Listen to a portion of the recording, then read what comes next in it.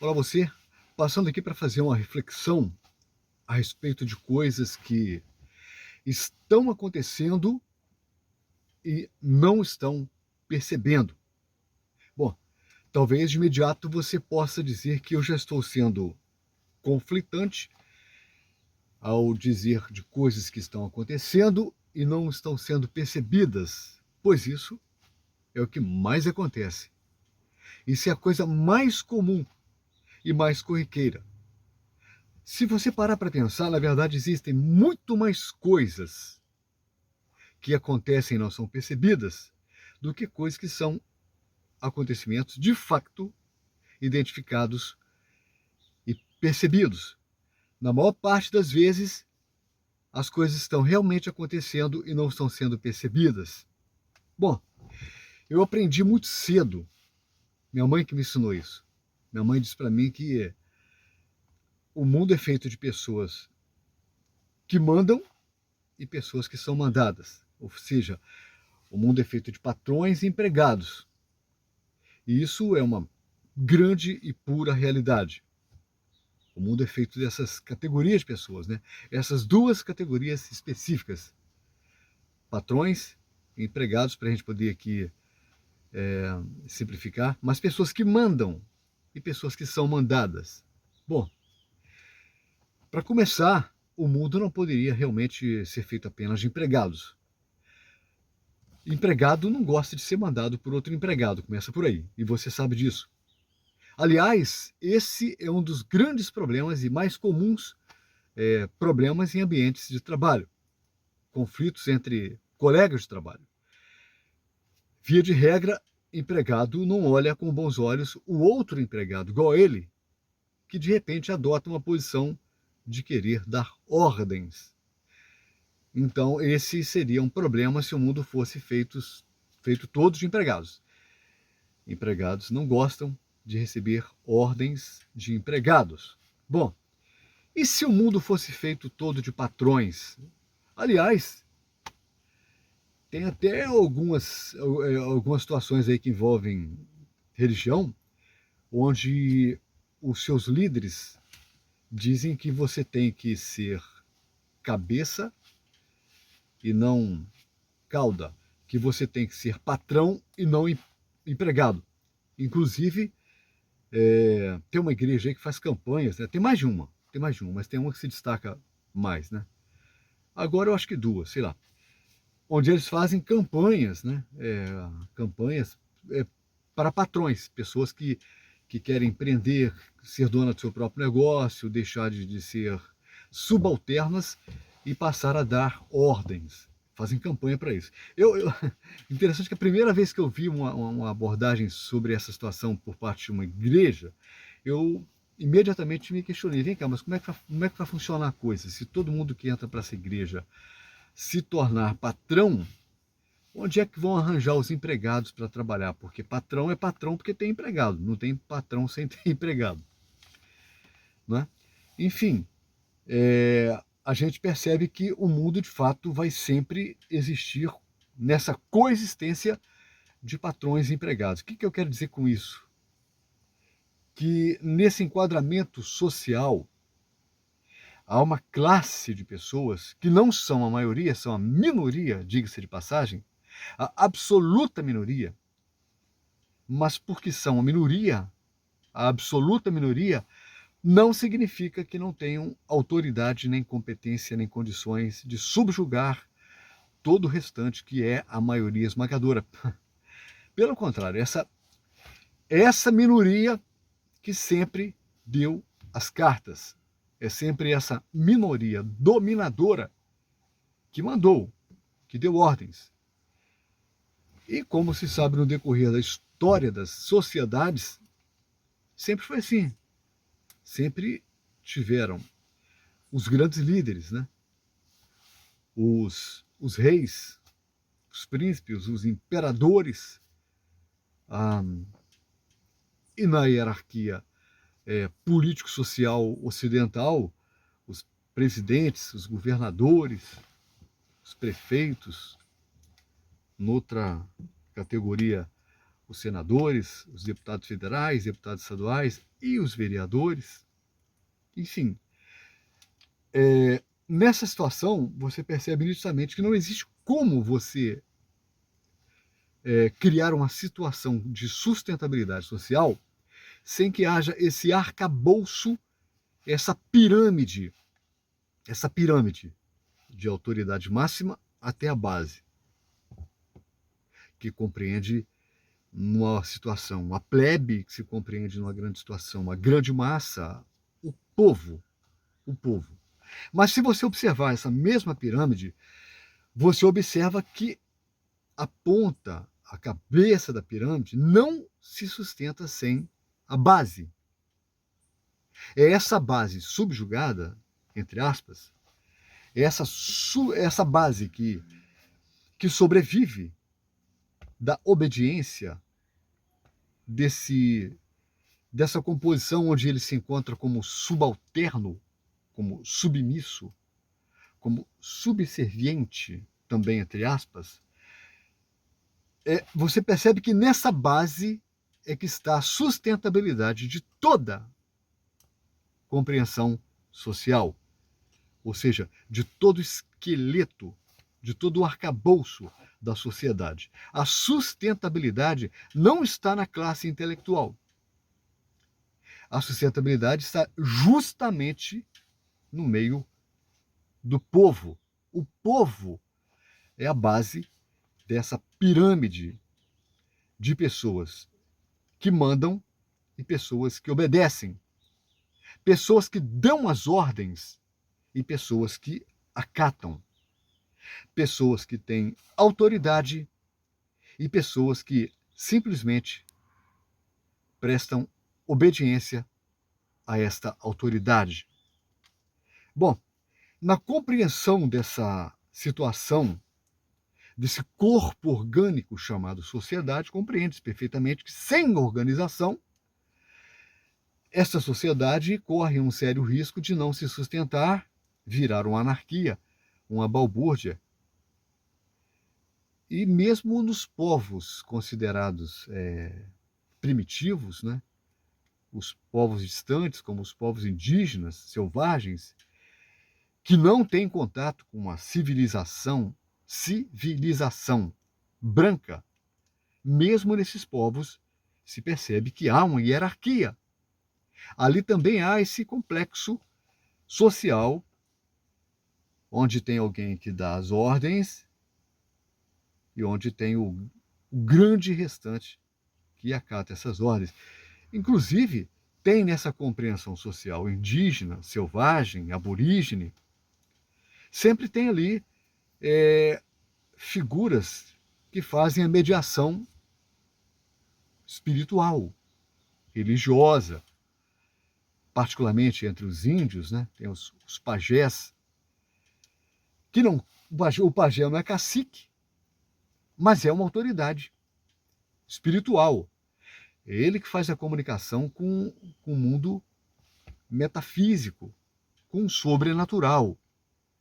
E é ele que, no meio de confusões, de becos sem saída, entram em contato com os espíritos, ou com o grande espírito, e traz uma revelação, uma visão para uma possível via de escape. Esse mesmo elemento, que não é o cacique, mas é o pajé, que no momento crucial de enfermidade, onde já não se acha resposta nas ervas, nos remédios, então esse elemento vai comparecer e vai criar uma situação para restabelecer a harmonia física daquele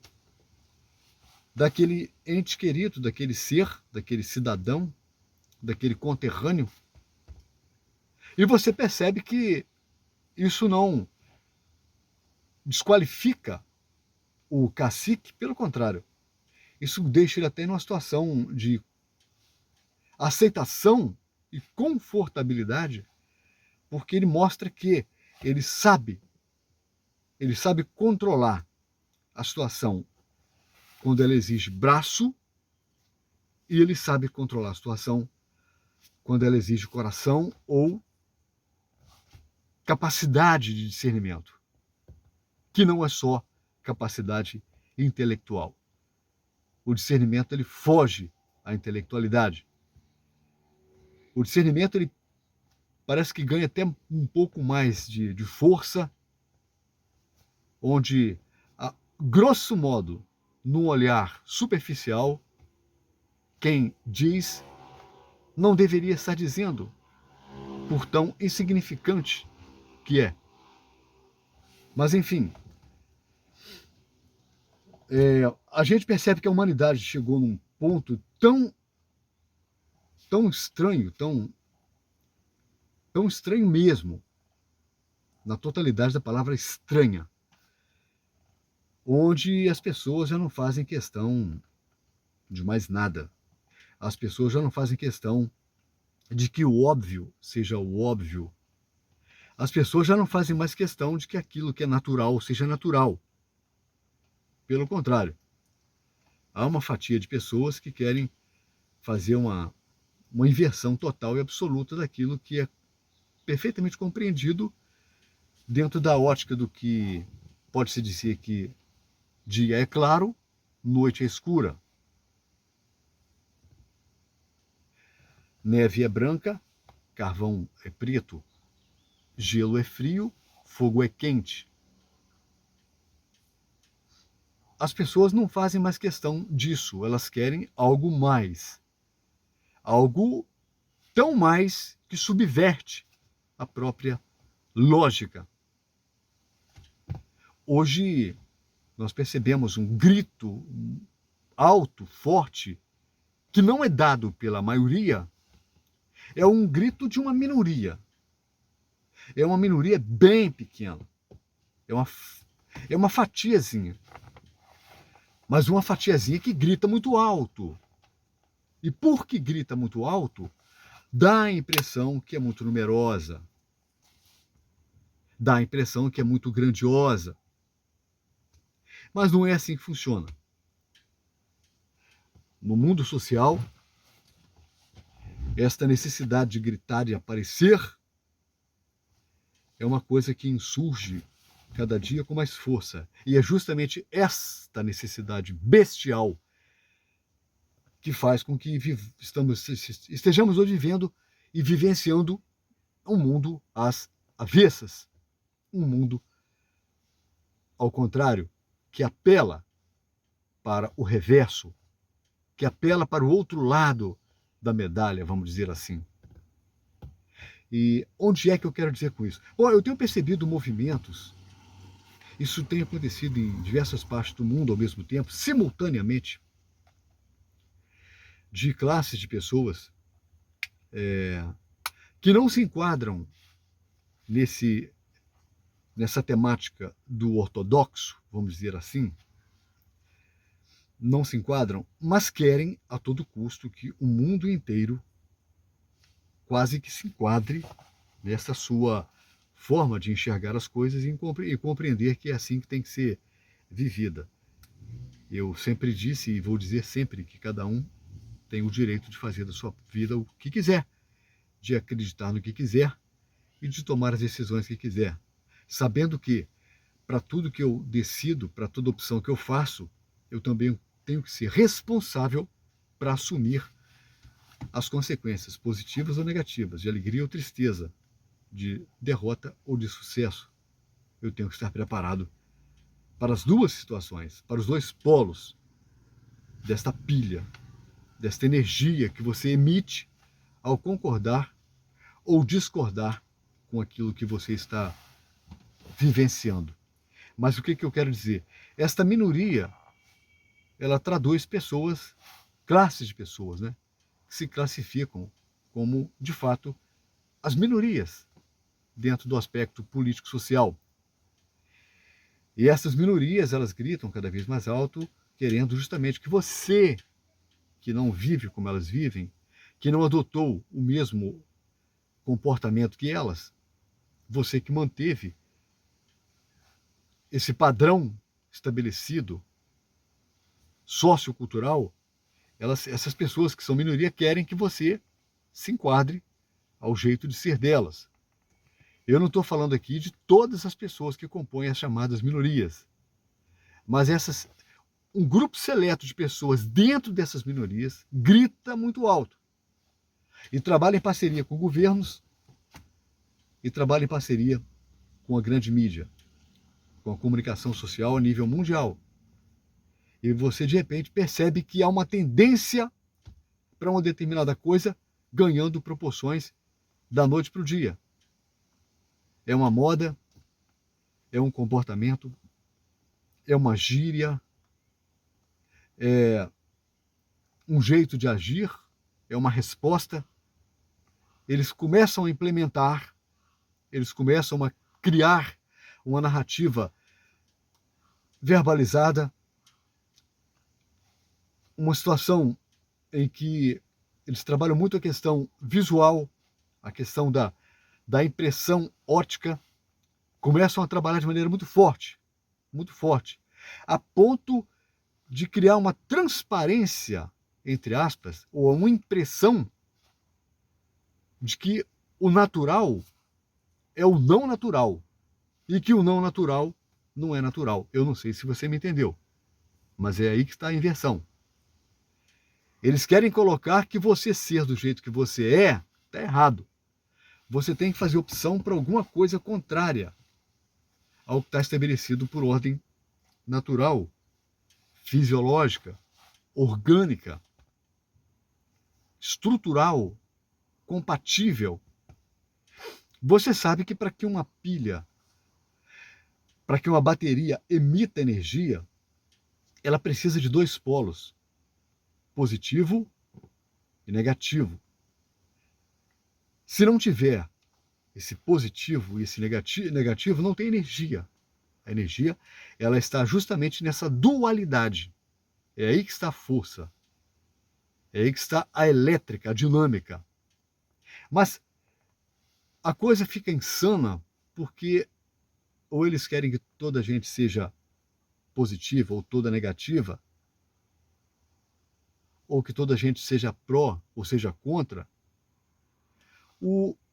a coisa fica muito sinistra, porque de repente você se olha no espelho e se pergunta: o que tem de errado comigo que, se eu abrir a minha boca para falar contra coisas que eu compreendo como sendo equivocadas, direito que me assiste, se eu abro minha boca para falar de coisas com as quais eu não concordo, das quais eu me distancio, porque eu penso que não é assim, é o direito que me assiste. Enfim, eu sou normal. Eu sou normal. Absolutamente normal. Eu também não vou dizer que não é normal quem não se comporta como eu comporto. Eu não vou ser absoluto, eu não vou ser pleno, arrogantemente, para querer me sobrepor ou impor a minha forma de pensar. Eu não vou fazer isso.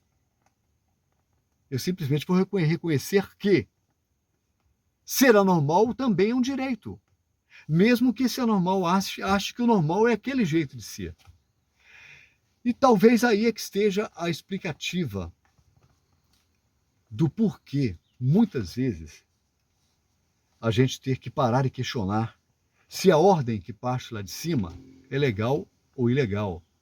Se a ordem que vem lá de cima é constitucional ou inconstitucional. Se aquilo que dizem para eu fazer é lógico ou não é. Se é coerente ou não é. E aí você encontra o grande divisor dessas categorias que eu comecei a falar lá atrás, entre aqueles que mandam e aqueles que obedecem, patrões, empregados, autoridades e subservientes. Você entendeu onde é que eu quero chegar? O grande problema da humanidade é a maioria esmagadora não questionar aquilo que vem de cima para baixo. E se porventura alguém questionar, não compreender que ele não é obrigado a fazer aquilo que não quer. Bom, o mundo tem 5 continentes. O mundo tem centenas de países. O mundo tem regiões com diversidades geofísicas absurdamente diferentes. Você pode ficar num lugar onde faz calor de 50 graus ou num lugar que chega até 70 graus negativos no inverno. Você pode escolher onde você vai ficar. Você não é obrigado a se permitir ser subjugado, ser invadido com situações com as quais você não concorda. Isso não é um apelo à balbúrdia, isso não é um apelo à bagunça. Isso é apenas uma chamativa de atenção para que as pessoas usem um pouco mais a sua capacidade racional, a sua capacidade de pensar, de conjecturar, de presumir, de abordar, de questionar, de contrariar, de aceitar. Se as pessoas se utilizassem mais da sua racionalidade, ou pelo menos um pouco, talvez um pouco fosse suficiente, para quando você ouvir uma coisa, assistir uma coisa, você parar e pensar, será que isso coincide? Será que isso realmente é lógico? Porque as pessoas que estão lá em cima, dando ordens, elas são carne e sangue igual você. As pessoas que estão no poder, o coração delas bate igual o seu. Elas têm necessidade de comer igual você, de beber igual você. Sentem necessidade de urinar e fazer outras coisas igual a você também. Elas são iguais a você. A possibilidade dessas pessoas de cometer erros é tão igual à sua capacidade ou possibilidade de cometer erros. E é por isso que você não pode ter ninguém como inquestionável. Não, de forma nenhuma. Você precisa compreender que todos são questionáveis, principalmente quem determina, quem decide e quem dá ordem. Porque esse que dá ordem, se dá uma ordem equivocada, se dá uma ordem absurda, as consequências são terríveis. Porque a maioria parece que acéfala. A maioria não usa o raciocínio para criar uma conversão. Peraí, o que está sendo dito, o que está sendo falado, o que está sendo ordenado é coerente ou não é? É para fazer ou não é? Então, estão dizendo que é. Mas será que de fato é? Isso não é um convite à anarquia, nem tampouco um convite à insurreição, insubordinação ou coisa parecida. Isso aqui é um convite à capacidade de raciocinar e compreender que, sendo patrão ou sendo empregado, você tem massa encefálica, você tem sentimento, você tem emoções e reações. Portanto, respeita, você que manda, os sentimentos de quem obedece. E você que obedece, para um pouco e reflita se o que você está fazendo por alguma ordem está te fazendo bem ou mal. E decida se você vai continuar praticando o erro que lhe foi imposto, o erro que foi dito para que você fizesse, e você fez, você acatou, simplesmente porque mandaram, e na sua mente pequena, quem manda tem razão e sabe das coisas, sabe tudo.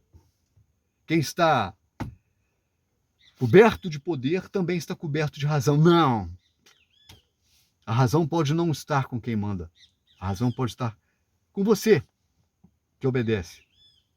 Se você ama a sua própria pele, se você ama sua carne, se você ama o seu sangue, se você ama a sua família, para pensar. Se o que mandaram você fazer é realmente para ser feito, ou se não está sendo um grande equívoco de arrependimento tardio. Um abraço para você. Peço que dê um like nesse vídeo, se inscreva nesse canal e até a próxima.